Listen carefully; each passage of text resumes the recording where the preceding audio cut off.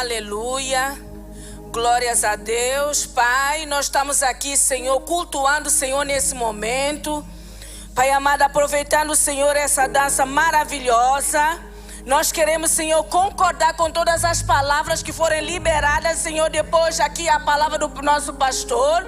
Queremos declarar, Senhor, coisas extraordinárias vão acontecer aqui neste lugar. Queremos liberar a manifestação do Teu Espírito.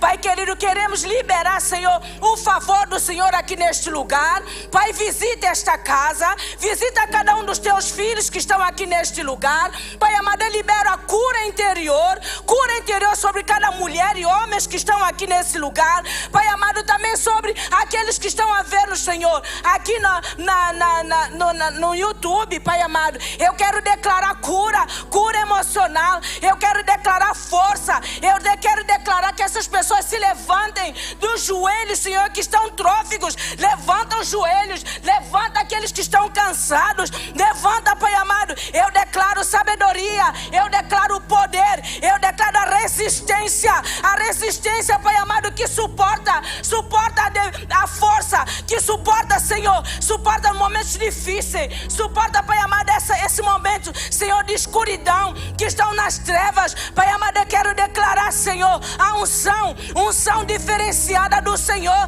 nesse lugar, Pai amado, sobre aqueles também que nos veem, Pai. Eu quero declarar cura. Visita os hospitais, Senhor, visita aqueles que estão, Pai amado, doentes, Pai amado, aqueles que foram desenganados. Eu quero declarar cura. O Senhor já levou na cruz do Calvário essas enfermidades, Senhor. O Senhor já levou na cruz do Calvário. Em nome de Jesus, aqui, Senhor, tem pedidos de cura, tem pedido, Pai amado, de portas abertas de trabalho, tem pedidos de documentação, tem pedido, Pai amado, de homens e mulheres que clamam pela salvação dos seus familiares. Eu quero declarar, Pai amado, que haja salvação. Eu quero declarar que o Senhor levanta homens e mulheres, Pai amado, que intercedam junto a Ti pela vida de outras pessoas. Levanta mães intercessoras, Senhor. Levanta pais intercessores. Levanta sacerdotes do lares, Pai amado, em nome santo de Jesus. Levanta, Pai amado, o ministério. Levanta homens e mulheres, Senhor, com força.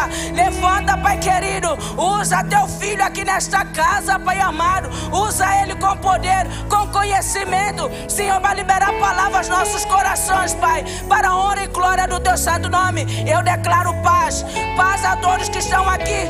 Eu declaro paz também àqueles que estão longe, Senhor. Eu declaro em nome santo de Jesus. Obrigada, Pai. Amém.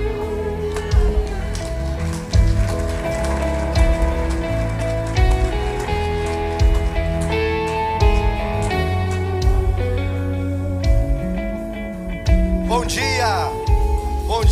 dia a todos, a todas. Com muita alegria, quero agradecer a todos vocês por estarem aqui presentes. Igreja, não igreja, sem vocês. Muito obrigado pela presença de cada um. Estou muito feliz de poder vê-los, revê-los. Ainda não abraçar, mas a gente dá aquele abraço Wi-Fi e vai dar tudo certo. Muito obrigado. Eu queria que vocês me acompanhassem rapidamente no livro de Jonas, capítulo 1. Os primeiros 3 versículos chamam muito a minha atenção. Capítulo 1 do livro de Jonas. Não sei se conseguiu a versão que eu pedi, mas se não, tudo bem.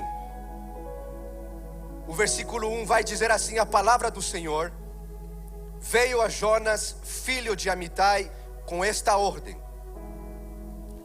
vá depressa à grande cidade de Nínive e pregue contra ela, porque a sua maldade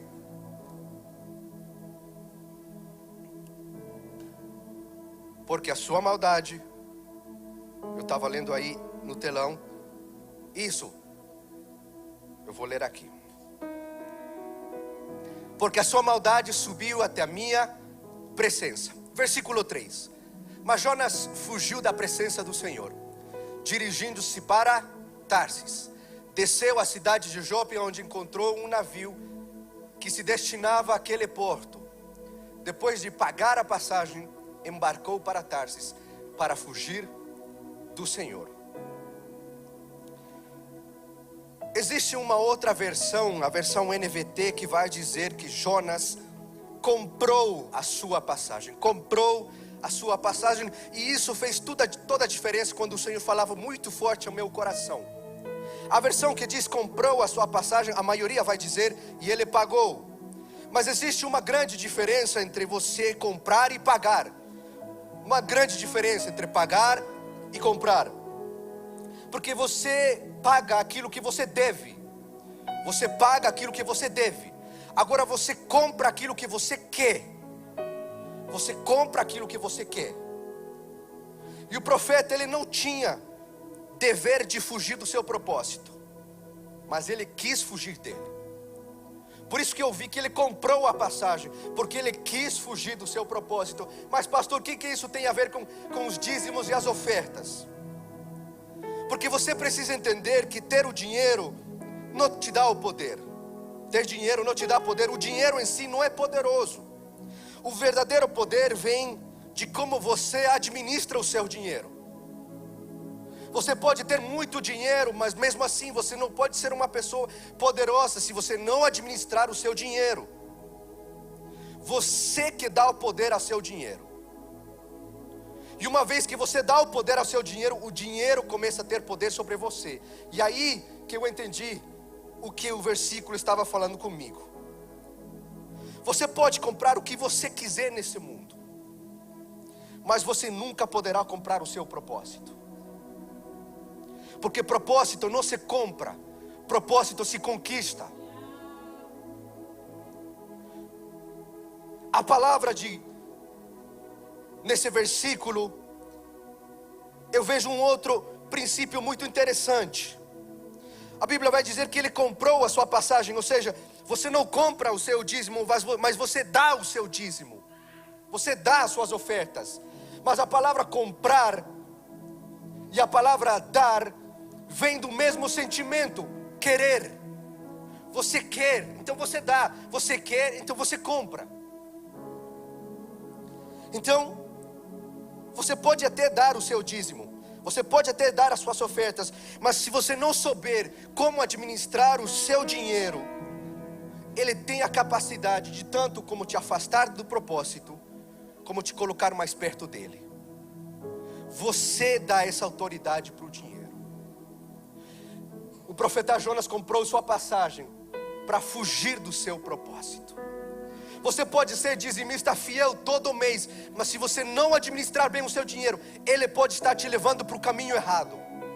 Ah pastor, mas eu estou dizimando. Sim, mas ele está te levando para o caminho errado. Porque você pode até dizimar, mas ele pode te levar longe do propósito que o Senhor preparou para a tua vida. Terceiro, o barco somente é pesado demais se você estiver indo nele para o destino errado. Versículo 4 vai dizer que os marinheiros começaram a lançar fora do navio o peso, porque pensavam que estava pesado demais. Mas na realidade o único peso demais nesse barco era o profeta Jonas. Porque um profeta nunca foi feito para ficar nas mais profundezas do barco. Ele foi feito para estar no mais alto do barco, dando direção e não sendo direcionado. Então eu queria te desafiar a que você saísse das profundezas do seu barco e começasse a ir ao mais alto, para você direcionar e não para ser direcionado, para você pagar a sua passagem rumo ao seu destino, rumo ao seu propósito. Pegue o seu dinheiro, entregue ao Senhor, mas administre-o de uma maneira que você diga: eu estou pagando a minha passagem, que está me levando ao destino profético que Deus preparou para a minha vida. Queria te desafiar nessa manhã, a que além de dar o seu dízimo, você comece a entender o princípio de dar. Você compra, você dá, porque vem da vontade de querer. Então em nome de Jesus, você vai pegar o seu envelope e você vai fazer aquilo que o Senhor já colocou no seu coração. Mas lembre-se, você tem o poder de administrar o seu dinheiro e dar o poder a Ele, para te levar tanto perto como te afastar do teu propósito. Nós temos várias maneiras que você pode contribuir aqui na igreja. Você vai ver todas as maneiras que nós temos. E eu queria orar pela sua vida. Eu queria orar por nós. Se você puder pegar o seu envelope e levantar alto para mim, fechar os seus olhos. Pai, eu oro por cada profeta que está nesta casa. Eu oro para que o Senhor libere uma unção de ousadia tanto para administrar o seu dinheiro e tanto para sair do fundo desse barco, para que possam dar direção, para que possam guiar e para que possam ser luz. E que esse barco não seja pesado por causa deles, mas que seja eles direcionando o barco para o lugar que o Senhor preparou para o propósito deles, o destino divino nas suas vidas. Em nome de Jesus, é a nossa oração. Amém e amém.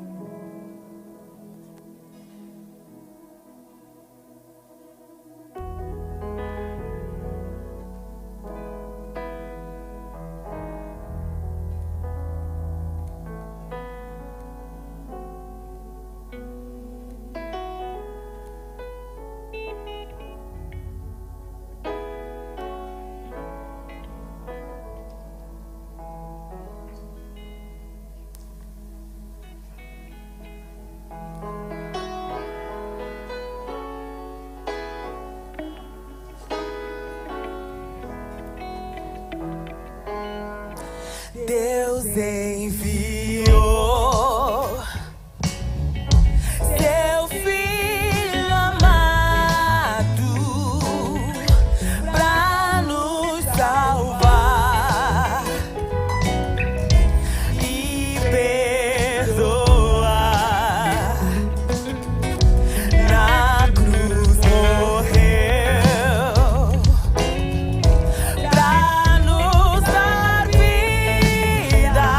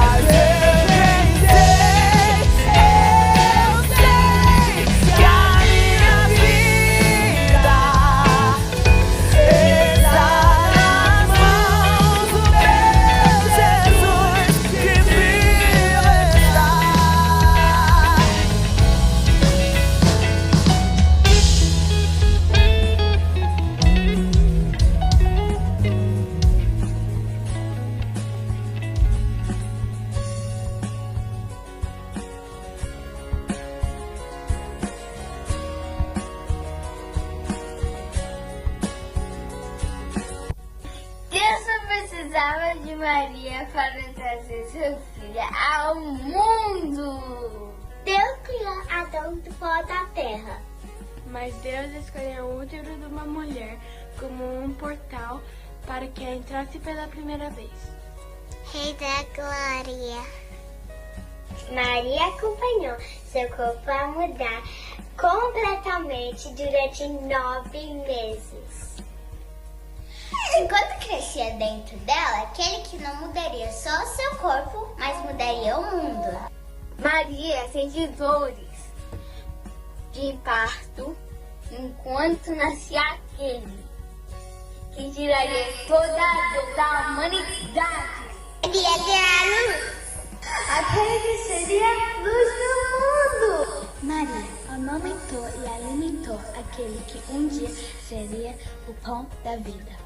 Maria cuidou da enfermidade daquele que um dia seria o médico dos médicos. Ensinou as primeiras palavrinhas para aquele que um dia ensinaria as multidões. Maria banhou e limpou aquele que limparia o pecado com seu sangue. Maria acompanhou os primeiros passinhos daquele que um dia seria o próprio caminho. Maria, por vários anos, segurou em seus braços aquele que morreria de braços abertos, para no terceiro dia nos segurar nos seus braços para sempre. Por trás de um filho revolucionário, existe uma mãe que revolucionou a si mesma.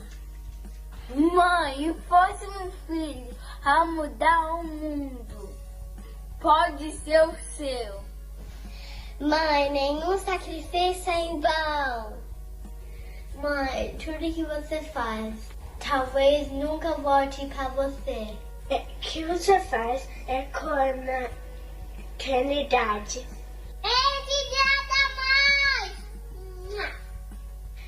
Feliz Dia das Mães! Feliz Dia da Mãe, te amo. Feliz Dia das Mães! Feliz Dia, Mãe! Melhor do mundo! Obrigado por tudo, mãezinha! Eu te amo, mãe!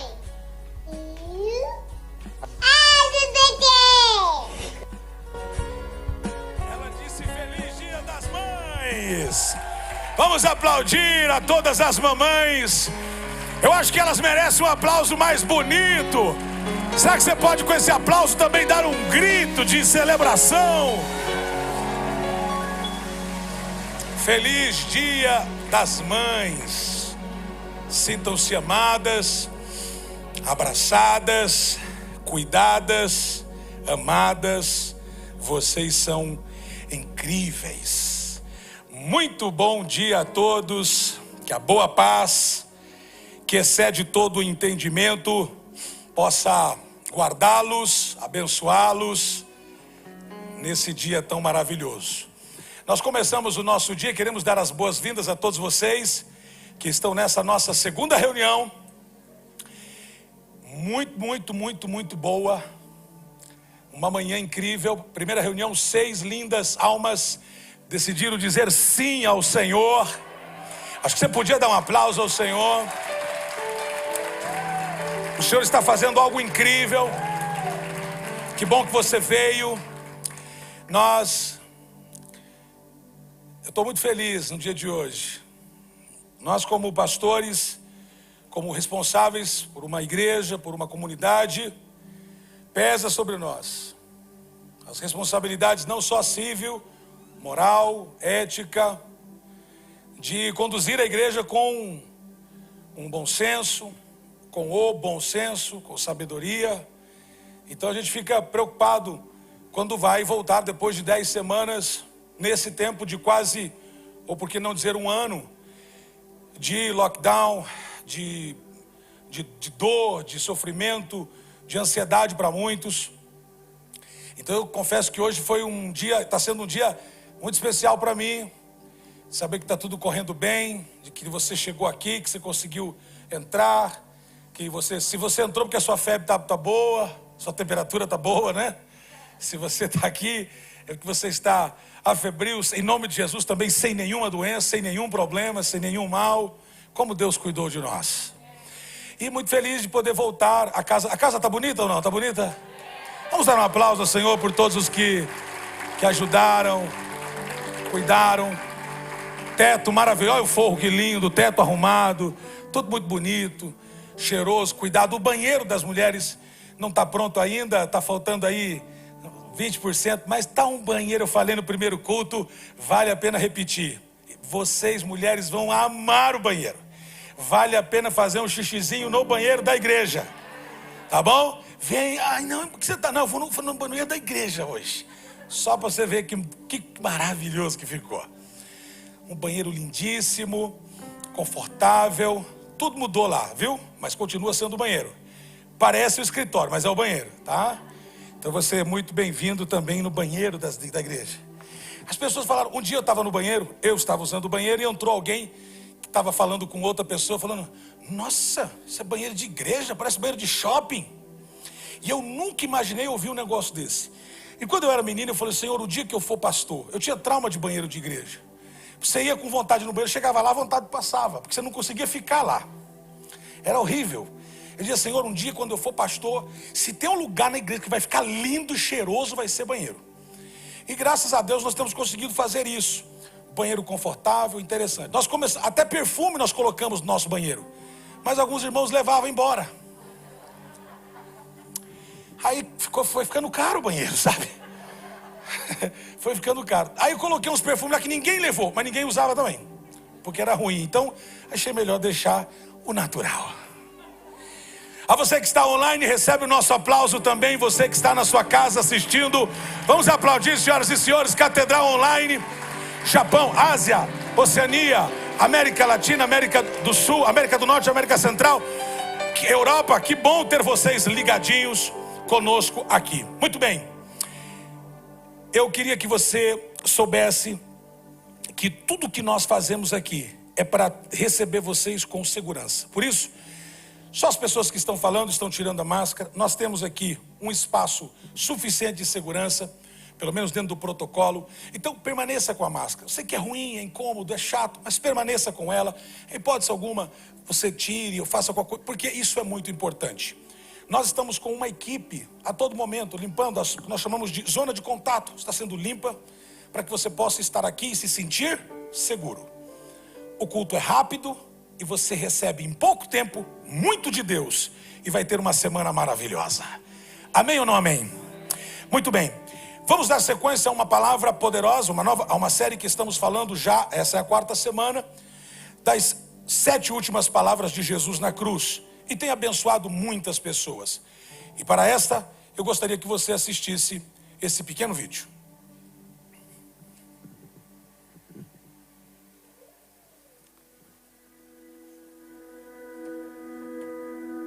We are here today for an adoption hearing for 2 little girls, one of which is 5 and is very obsessed with Disney princesses. So her foster care case manager had asked a coworker to dress up as Cinderella for the adoption hearing. That coworker agreed, and the story kind of spread around the office, and we now have, I believe, 8 that are coming today, and she's not aware of this. So.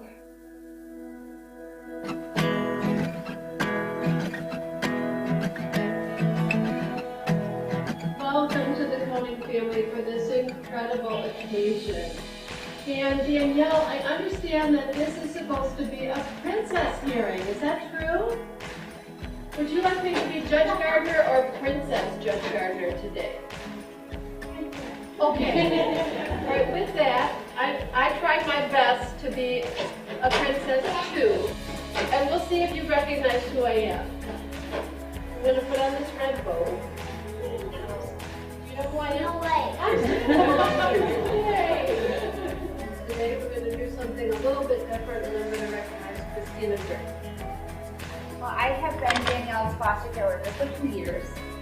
She is amazing. She's a very bright, intelligent, sweet, loving little girl, and I am so happy that this day has finally come for her.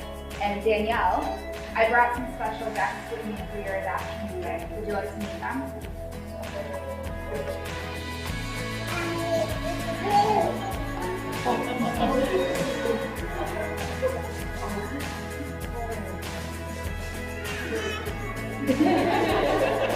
Would you like to hit the gavel at the count of 3, and we're going to say it is so ordered. Are you ready for that? Don't hit my computer. I'm going to count to 3. Are you ready? 1, 2, 3.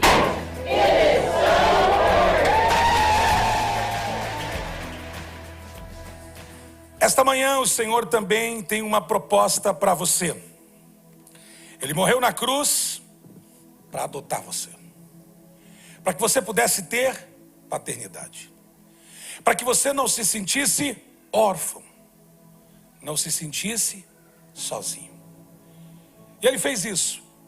Como se fosse esse vídeo, eu escolhi esse vídeo justamente para ilustrar o que ele fez por nós. Ele disse: eu não só vou dar uma família para esse filho, mas eu vou fazê-lo ser príncipe e princesa. Eu vou dar a ele um nome. Eu vou dar a ele, vou dar a ela a capacidade de chamar alguém de pai. Há uma deformidade na sociedade pós-moderna.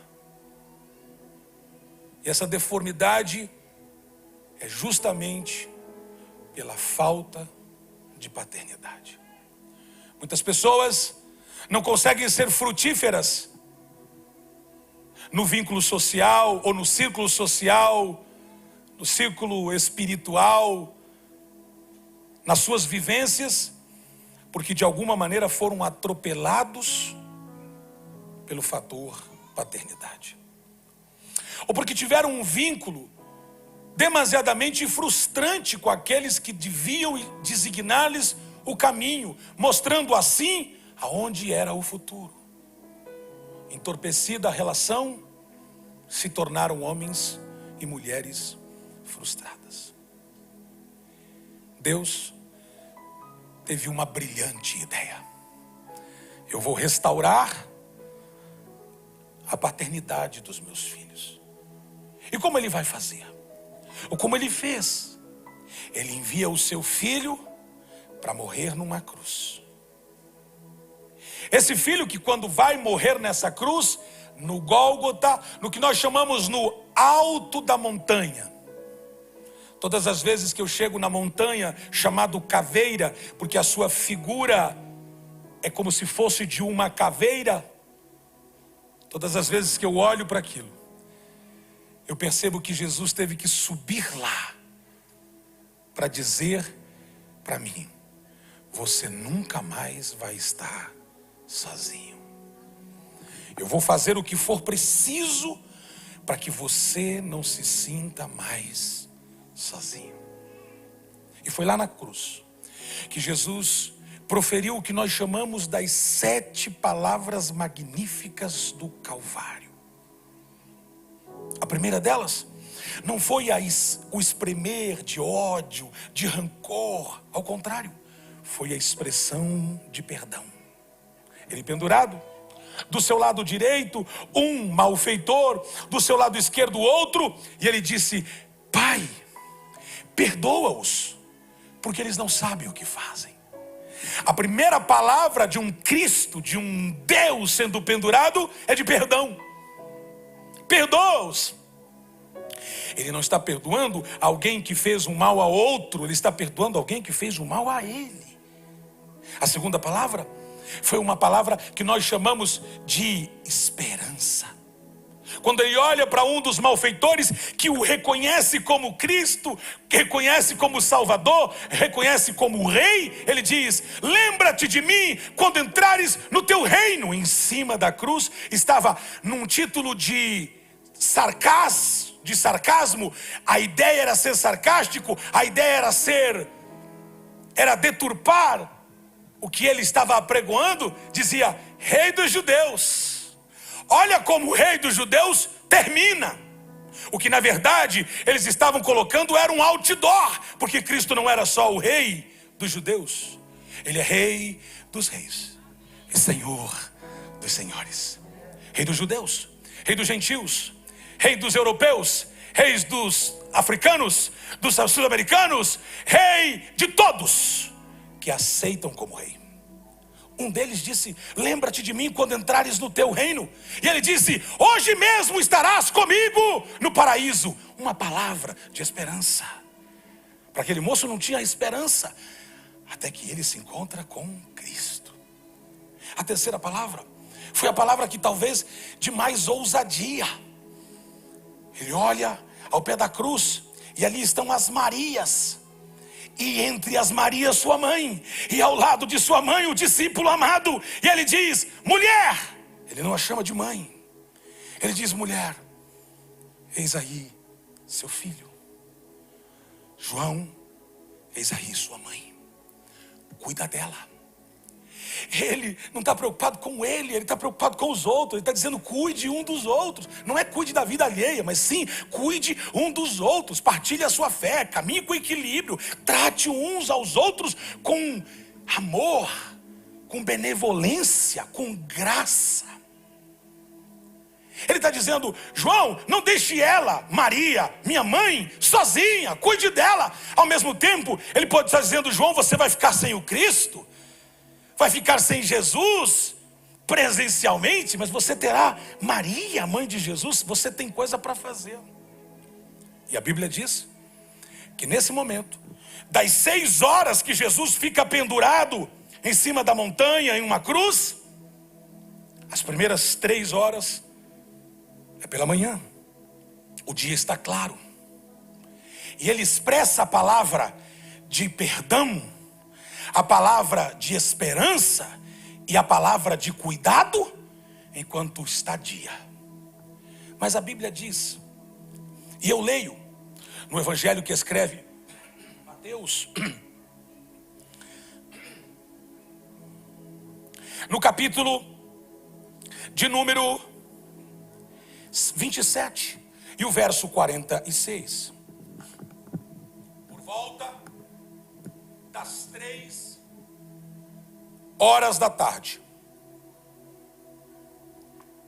Jesus bradou em alta voz: Eloi, Eloi, lama sabachthani, que significa: meu Deus, por que me abandonastes? No verso 45 do capítulo 27, veja o que diz: e houve trevas sobre toda a terra, do meio-dia às 3 da tarde. É como se o Criador estivesse desenhando na atmosfera a cena da figura que se sente sozinho. O que é sentir-se sozinho? É como se entrasse em densas trevas, mesmo não sendo noite. Alguém pode dizer: eu estava andando bem, era 9 horas da manhã, era 10 horas da manhã, o dia estava ensolarado, eu estava vivendo bem, a vida estava legal, estava indo bem. E de uma hora para outra, me senti no meio de densas nuvens, e tudo ficou escuro, e eu me senti sozinho. Lembre-se, Jesus, antes de ir para a cruz, ele orou por nós.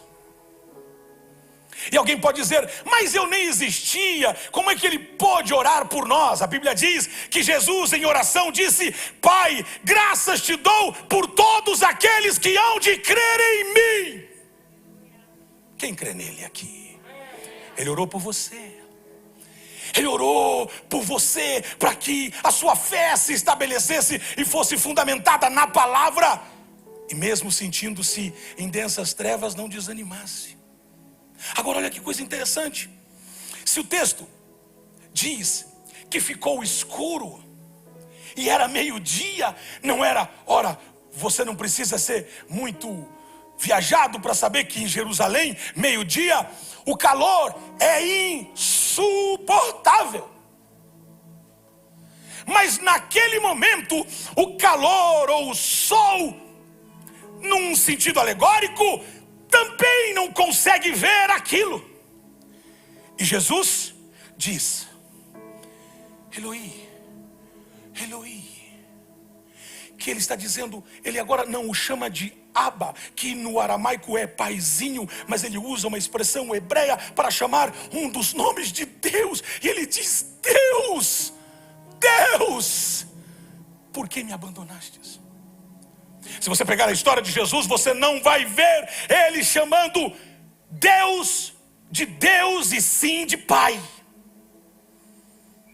Quando realiza um milagre, ele diz: meu Pai o fez.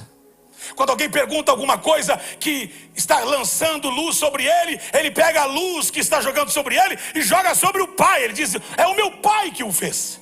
É meu Pai que trabalha até agora, por isso eu faço. É o meu Pai, é o meu Pai, é o meu Pai. Mas naquele momento não é o Pai que vira as costas para ele.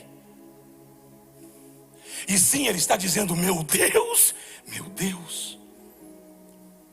A Bíblia diz que Deus ama o pecador, mas aborrece o pecado. Jesus está mostrando que o preço que ele está pagando é para que nunca mais eu me sentisse sozinho. Eu vou repetir. Ele está dizendo: eu estou pagando um preço de ter um Deus virando as costas, não por minha causa, e sim por causa dos meus pecados. Pecados estes não cometidos por mim, mas pelo Jackson. Grita o seu nome se você é pecador. Tem uns santos aí. Por nossa causa. Ele está dizendo: eu virei as costas, eu não consigo suportar, eu não consigo ver. E agora ele diz, ele não diz: Paizinho, por que você me deixou? Ele diz: meu Deus, por que me abandonastes? Talvez você está dizendo: pastor, eu me sinto igual, porque eu também parece que estou vivendo num momento de isolamento. Veja o que essa pandemia fez. E aqui não é uma crítica à pandemia, porque eu não sou nécio, e eu sei que é um problema que todos nós estamos vivendo.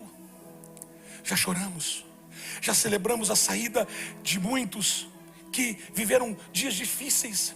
Choramos de novo, nos alegramos. 1, 2, 3, 5, 6, 10, um ano. Mas uma das coisas que essa pandemia fez foi cravar em nós a ideia do isolamento social.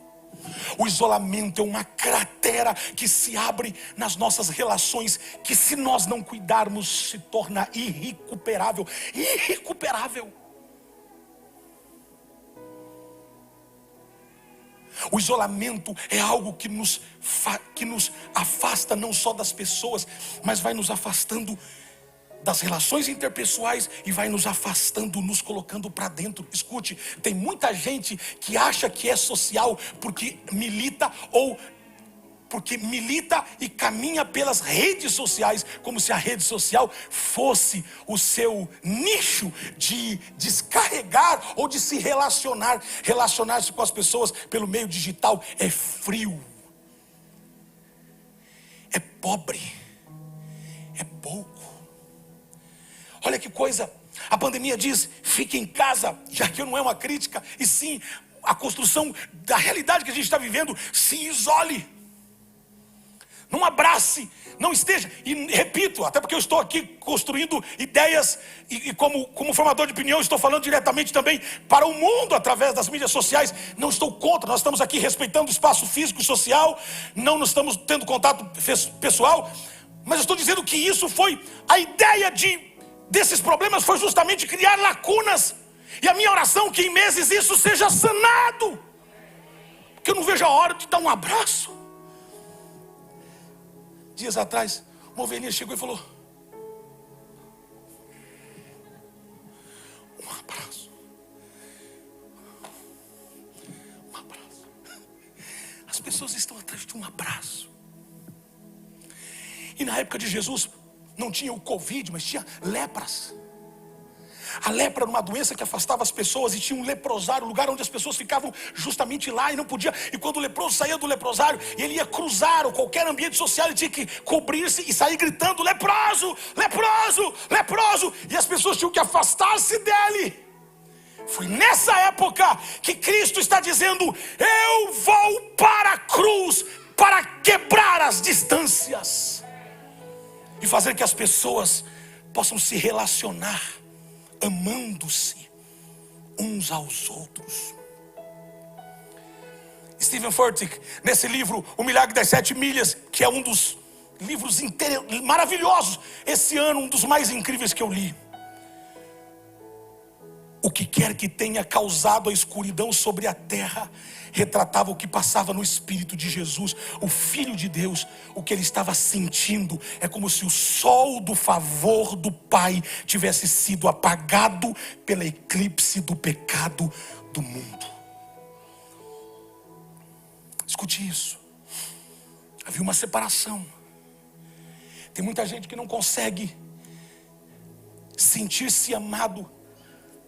Às vezes o problema que ele tem no casamento não é propriamente do casamento, é porque ele traz isso desde casa, e porque ele tinha um relacionamento tão conturbado com aquele que deveria ser a referência de sua casa, e agora ele não consegue expressar isso para os seus.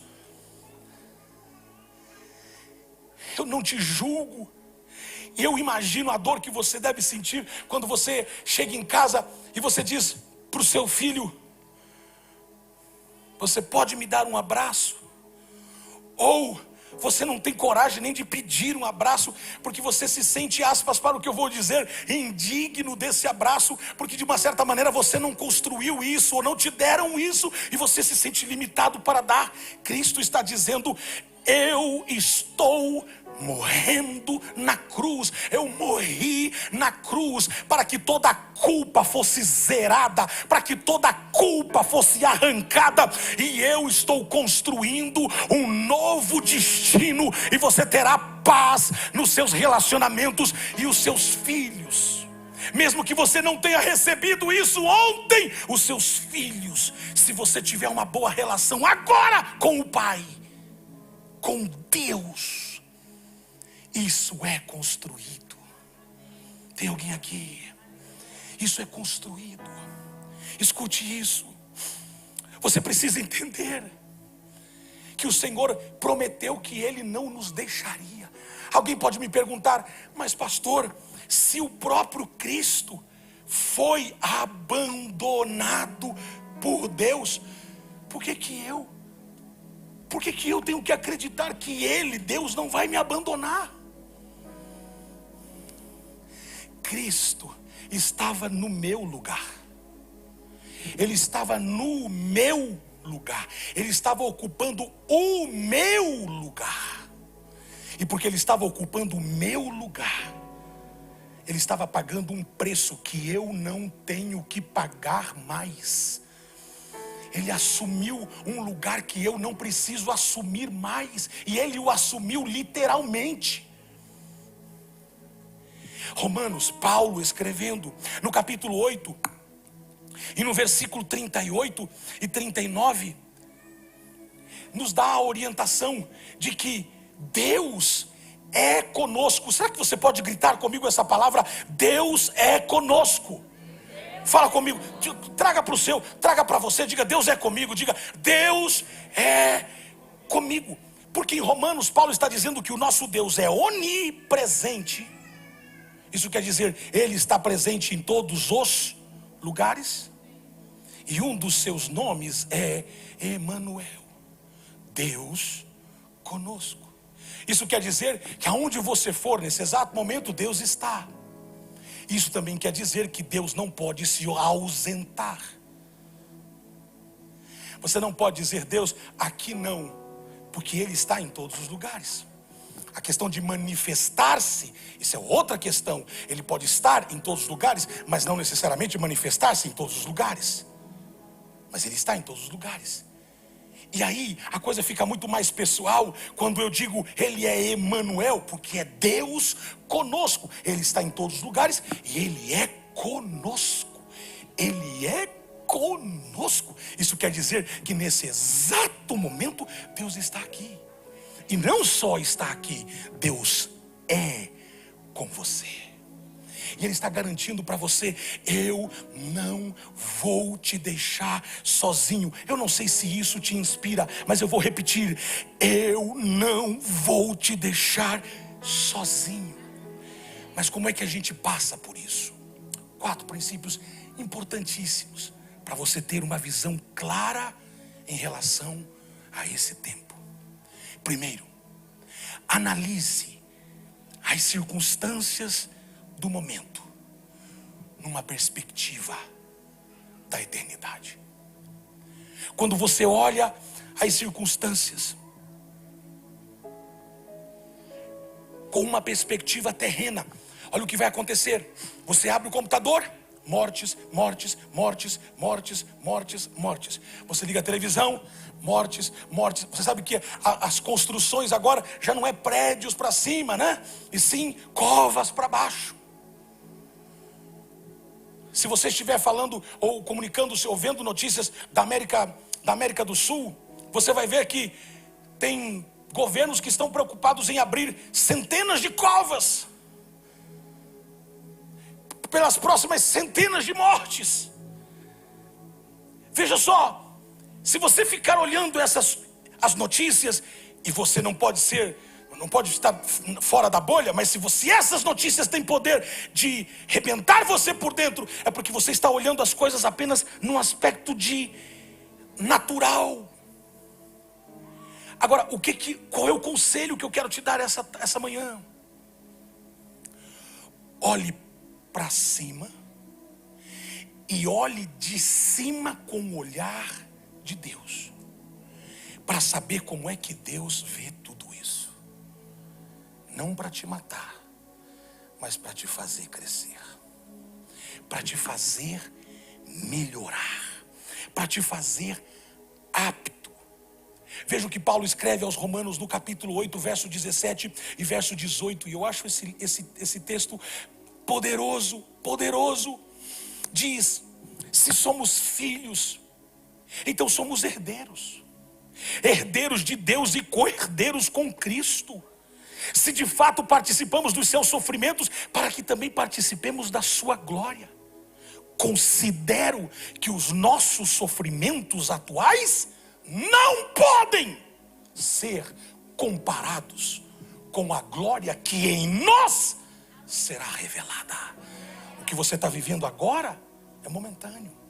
O que você está vivendo nesse exato momento não tem o interesse de te matar, e sim tem o interesse de revelar o que você tem dentro. Não tem nada melhor. Eu estou dizendo isso melhor no sentido até com o sentimento triste da palavra, para revelar o que tem dentro das pessoas. Crises revelam o que as pessoas têm dentro. Se você já viu alguma cena de gente competindo por comida, se você já viu isso, você vê que as pessoas, elas não estão nem aí com o outro. Se ele precisar pisar em alguém. Eu estava vendo o laudo de um problema que houve num incêndio, e aí o laudo dizia que muitos não morreram pelo fogo, e sim morreram pisoteados. Na ânsia de salvar a sua própria vida, mata outros, sem julgamentos, apenas para mostrar que crises revelam o que a gente tem dentro. Tem gente que diz: a riqueza estragou o cidadão. Não, a riqueza só expôs o que ele tinha dentro há muito tempo. Essa crise estragou o fulano. Não, só expôs o que ele tinha dentro. É que ele não conseguia expor isso de outra maneira, mas a crise fez ele exacerbar. Mostrar quem é, mostrar seu jeito, mostrar sua fala, sua rispidez, seu canto árido, suas partes escuras. Dias como este, sim, são escuros, mas vem com a capacidade de fazer brilhar por dentro, jogar luz interna, fazer crescer e amadurecer. Lembre-se, você é filho e herdeiro, nada acontecerá com você que não tenha interesse de fazer você amadurecer, crescer, avançar e prosperar. Nenhum pai corrige o filho porque odeia o filho. Eu te odeio, por isso eu te corrijo. Não, corrige porque o ama. E depois que o corrige, mas fica com o coração apertado, dizendo: puxa vida, mas é para o bem dele. Deus está olhando para essa situação nossa e está dizendo: igreja, perceba, meus filhos, que isso não é para matá-los, e sim para melhorá-los, para fazê-los seres melhores, pessoas melhores. Mas você precisa olhar com uma perspectiva da eternidade. Se você olhar com os seus olhos apenas carnais, não haverá discernimento. Escute, tudo se discerne espiritualmente, tudo é para o nosso crescimento, tudo, absolutamente tudo. Mas se você conseguir ter esse discernimento de perceber as coisas não apenas com os seus olhos, sabe qual é o nosso problema? É que às vezes a gente está muito perto do problema, vendo-o de muito próximo, vendo-o muito próximo, vendo-o perto demais. Então você deve colocar os seus olhos no Senhor e dizer: Senhor, como é que estás vendo isso? E aí você vai ver, não no micro e sim no macro, não no minimizado e sim no maximizado. E aí você cai naquilo que o profeta Jeremias disse, o Senhor usando a boca dele: eu sei o que eu tenho a respeito de vós, para vos dar um futuro que desejais. É que nesse momento você não consegue perceber, mas eu já preparei um futuro melhor, porque eu começo de trás para frente. Eu construo primeiro o teu futuro para fazer você real no presente.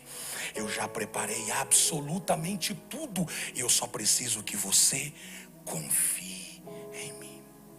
Na perspectiva eterna, problemas e sofrimentos são oportunidades. Alguém grite comigo: oportunidades.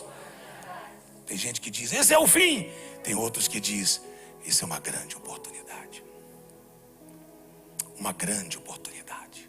Uma grande oportunidade para mudar, para melhorar, para crescer como cidadão, para crescer como empresário, para crescer como pai de família, para crescer como cristão, para crescer como homem e mulher de Deus, para crescer, nunca para diminuir.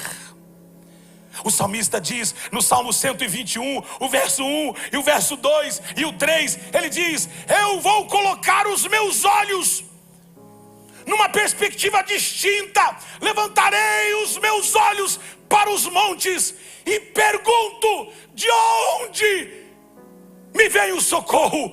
A resposta já é dada àquele que perguntou. Meu socorro, aquele que fez os céus, a terra. A Bíblia diz, o profeta diz, que ele sustenta o universo no nada. Esse Deus que tem capacidade de sustentar o universo do nada está olhando para você e está dizendo: por que é que você está dizendo que esse problema é tão insolúvel, incapaz de resolver, ou que você não vai conseguir sair? O Deus que fez tudo está dizendo: ele não permitirá que você tropece, e que você tropece, o seu protetor se manterá alerta. Aquele que te guarda não tosqueneja, aquele que te guarda não dorme, aquele que te guarda. Será que tem alguém aqui nessa casa? Aquele que cuida de você não vai te abandonar, aquele que está cuidando da sua casa não dorme. Eu estava dormindo, o Senhor me levantou e disse: levanta, vai, olha tal porta. Levantei, mas claramente fui tal porta, a porta aberta. Fechei a porta e voltei. Eu moro num lugar relativamente tranquilo. Não há nada que me faça pensar que seja um lugar. Afinal de contas, Londres e a Inglaterra é considerado um país com essa tranquilidade.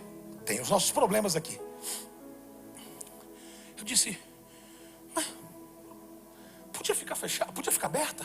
Já deve ter dormido outras noites. E aí eu fiquei pensando, Deus poderia muito bem manter a porta aberta e estar guardando para mim. Mas ele diz, levanta e vai e fecha a porta. Ele não está dizendo que ele tem menos poder pelo fato da porta estar aberta ou fechada. Ele está dizendo o quanto você é capaz de ouvi-lo. O quanto você é capaz de ouvi-lo para coisas mínimas. Tem gente que quer ouvir Deus para visões extraordinárias. Deus está dizendo, você tem capacidade de me ouvir no mínimo. No mínimo. É coisa pequena, no mínimo. No mínimo, se você me ouvir no mínimo, eu farei o máximo. Porque o que eu quero é o centro, eu não quero as laterais. Eu quero ser o alvo da sua história. Mateus capítulo 6, versículo 22 e versículo 23. Jesus nos ensina que os olhos são a candeia do corpo. Se os olhos forem bons, todo o seu corpo será cheio de luz. Ele não diz todo o seu corpo será bom, ele diz terá ilúmio. Eu fiz banho, mas o cheiro é insuportável. Ai, não, poderia me fazer mal. Agora escute isso. O problema não é esse. O problema é a minha falta de percepção de que tem algo estragando dentro da minha geladeira. Consegue entender onde eu quero chegar? A questão não é quando você prepara ou quando você está fazendo, é quando você percebe que você está mantendo guardado o que está estragado. Não adianta você manter o estragado guardado, porque um dia você vai querer servir e vai ser notado que estava estragado. Quando você começar a ver as coisas com os olhos da eternidade, com os olhos corretos, quando você trocar a lente, você vai ter que ver o que é. Porque mesmo com a perspectiva da eternidade, a eternidade não vai mentir. O que é errado, o que é certo e acabou. 2, guarde isso. Abrace as promessas eternas da presença de Deus. Quer passar por essas noites escuras? Quer se sentir amado, adotado? Quer se sentir abraçado por esse Deus que é teu Pai? Abrace as promessas da sua presença. Ele disse que estaria conosco. Felipe, ele disse que estaria conosco. Yuri, ele disse que estaria conosco. Estaria conosco. Misa, ele estaria conosco. Ele estaria conosco. Deuteronômio, escute isso. Eu acho muito poderoso esse texto, porque quando você segue isso, quando você abraça a promessa de que Ele vai estar conosco, em Magu, em dias difíceis, dias de passar, a gente chama dias punk, dias complicados, dias amargos, trazer para o mundo físico a promessa de que a presença dele estaria com a gente. Gente, isso vai fazer toda a diferença. Veja o que diz Deuteronômio capítulo 4, versículo 31. Está na tela, eu queria que você lesse comigo. Sabe que você pode? Não tire a sua máscara, leia o mais alto que você puder. Pois o Senhor, o seu Deus, é Deus misericordioso. Ele não os abandonará, nem os destruirá, nem se esquecerá da aliança que com juramento fez com os seus antepassados. Levante a sua mão mais alto que você puder. Tem um juramento dele, e ele disse nesse juramento: eu não vou te deixar. Cristo disse: Pai, disse Deus, por que me abandonastes? Para que eu não possa dizer hoje: Deus, por que me abandonastes? Eu não posso dizer que Deus me abandonou, mesmo nas noites escuras, porque Ele tem uma aliança, Ele tem um pacto, que Ele disse: eu sou misericordioso, eu não vou te abandonar, não te destruirei e não esquecerei da aliança que fiz de estar com você todos os dias. Alguém recebe isso em nome de Jesus? Deus se compromete com aquilo que promete. Repete, por favor. Deus se compromete com aquilo que promete. Diga: Deus se compromete com aquilo que promete. Só desse lado, vamos. Deus se compromete com aquilo. Só no meio aqui, vamos. Deus se compromete com aquilo que promete. Aqui na minha direita, o mais alto que puder. Deus se compromete com aquilo que promete. Então a pergunta é a seguinte: Ele prometeu? Então confia, porque Ele não vai te deixar. Tu és bom, bom, bom. Tu és bom. Escute isso. Terceiro, penúltimo princípio. Faça parte no relacionamento com o Pai. Quer se sentir um filho amado mesmo nos dias escuros? Faça a sua parte. Faça a sua parte. Alguém grita o mais alto que puder: faça a sua parte. Isso não é grito, grite: faça a sua parte. Levante a sua mão, diga: continuo confiando, continuo tendo esperança. Não, fala mais alto, diga: continuo esperando, continuo tendo esperança, continuo servindo pessoas, continuo agradecendo a Deus. Hoje Ele está dizendo: feito. Você não ficará mais sozinho. Lembro da história do pai que está levando o seu filho para uma cirurgia, e quando ele está indo, o filhinho diz: pai, vai doer. E ele disse: filho, papai está aqui. Pai, vai doer. Filhinho, papai está aqui. Eles iam abrir a cabeça da criança. Pai, vai doer. Filho, papai está aqui. E aí o papai disse assim para ele: aperta forte a minha mão. E o filho perguntou: você vai ficar comigo? Sim. Entrou para operar, o médico disse: quando ele voltar, eu preciso que o senhor esteja do lado dele. E a primeira pessoa que ele abrir os olhos e ver tem que ser você. Porque tão ruim quanto uma mal cirurgia é uma promessa não cumprida. Sabe o que Deus está propondo? Ele está dizendo: você está dizendo: Deus, eu quero saber se vai doer. Ele nunca vai te responder se dói ou não. Ele só está dizendo: eu vou estar com você. Eu vou estar com você. Eu vou estar com você. Fica tranquilo. Pega da minha mão. Eu vou estar com você. Porque eu sou o seu Pai. Agradece. Seja grato. Porque quem agradece, cresce e vai mais longe. Quem agradece, cresce e vai mais longe. Último princípio. Permaneça satisfeito durante a sua jornada. Fique satisfeito. Paulo, escrevendo aos Colossenses capítulo 1, verso 1, eu queria terminar lendo isso com vocês. 1, 2, 3. Sendo fortalecidos com todo... Vamos mais alto, juntos. 1, 2, 3. Sendo fortalecidos com todo o poder, para que tenha... Só quem falta paciência aqui, levanta a mão, porque assim nós vamos orar juntos. Deixa eu ver, quem tem mais paciência? Tá faltando paciência? Levanta a mão, deixa eu ver, falta. Tá faltando, você quer mais um pouquinho de paciência? Você fala: paciência, mas pastor, para produzir a paciência, vai vir o quê? Por isso que tem uns que estão nem levantando a mão. Então deixa eu te dar um conselho. Por que você não é mais paciente sem ter tribulação? Não tire a máscara, vire para alguém e grite: melhora! Não, isso não é grito, você está com timidez. Vira para alguém e diga: melhora! Que isso acaba rápido. Se a gente melhorar, esse negócio vai mais rápido. O ser humano é um trem diferente.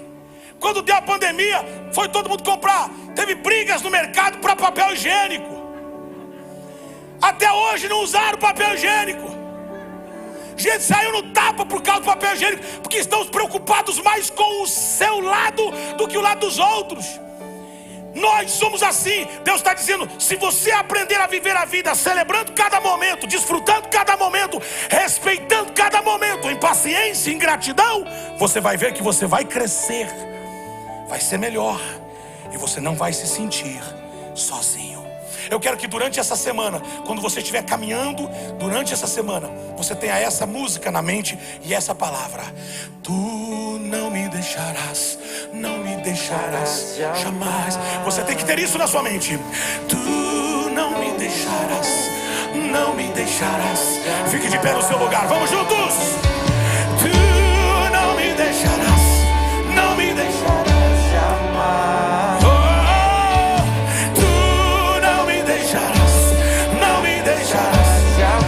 Diga mais alto. Tu não me deixarás, não me deixarás jamais. Tu não me deixarás, não me deixarás jamais. Segura aqui, faz um cone na boca, não tire a máscara, por favor. Faz um conezinho assim, ó, para sua voz ficar mais alto. E você vai gritar para alguém com todo respeito, e você vai dizer para ele ou para ela: em nome de Jesus. Essa semana, a partir de agora, coloca na sua cabeça: Jesus se sentiu só para que você nunca mais, grita, nunca mais se sentisse só. Tu não me deixarás, não me deixarás jamais.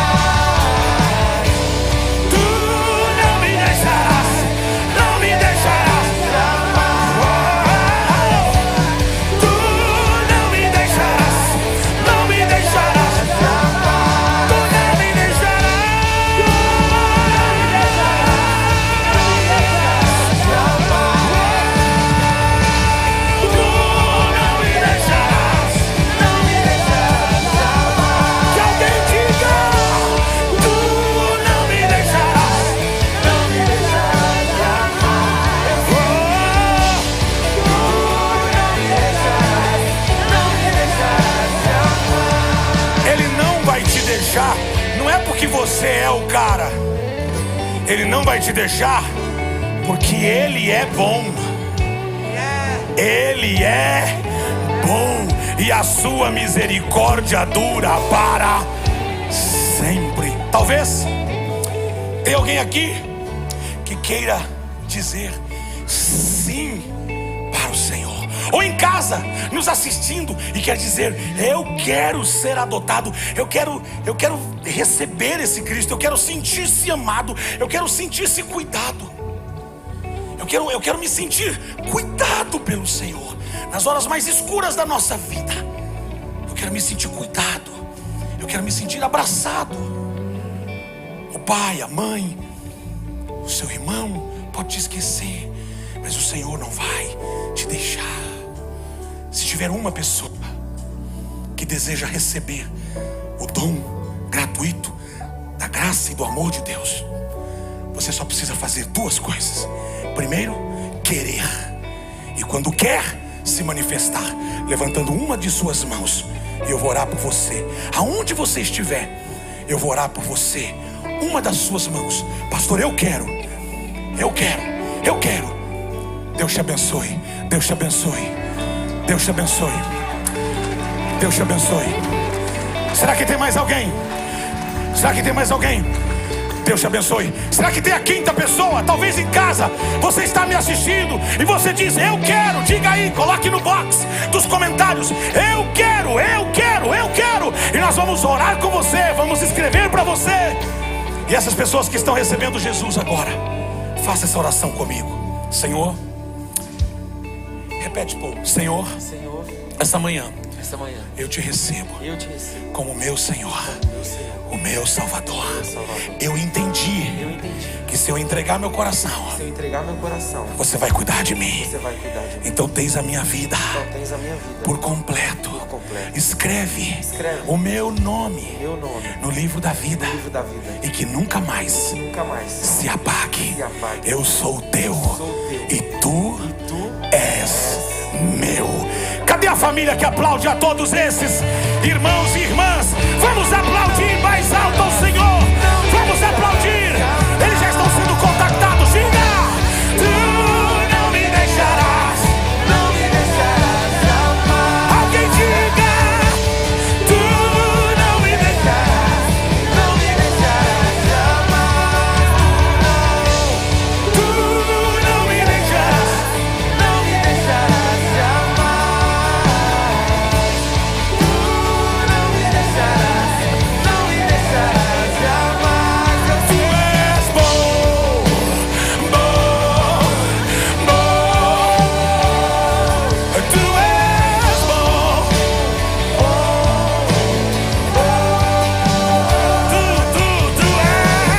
tu és bom, tu és bom, tu és.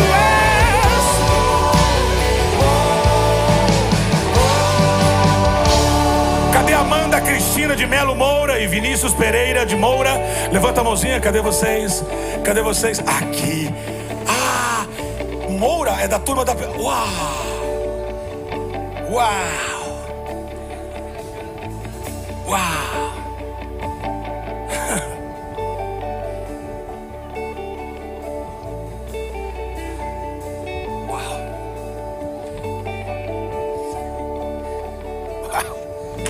Uau! Eu queria te dar um abraço, mas não posso. Mas você não imagina o quanto a sua avó foi preciosa para minha família. A sua avó, eu sinto o cheiro do bazar da sua avó, daquela mercearia, aquele bazar, daquela que ela tinha lá em Paiquerê. Eu estou falando de 1980 e alguma coisa. E hoje você vai virar membro dessa casa. Eu só posso dizer obrigado, Jesus, porque a avó desse moço foi patrocinadora durante muito tempo para que o meu pai pudesse ser pastor, e por que não dizer, para que eu e meus irmãos pudéssemos comer. E depois de muitos anos, hoje eles se tornarão membros dessa casa. Eu queria que vocês aplaudissem a Jesus.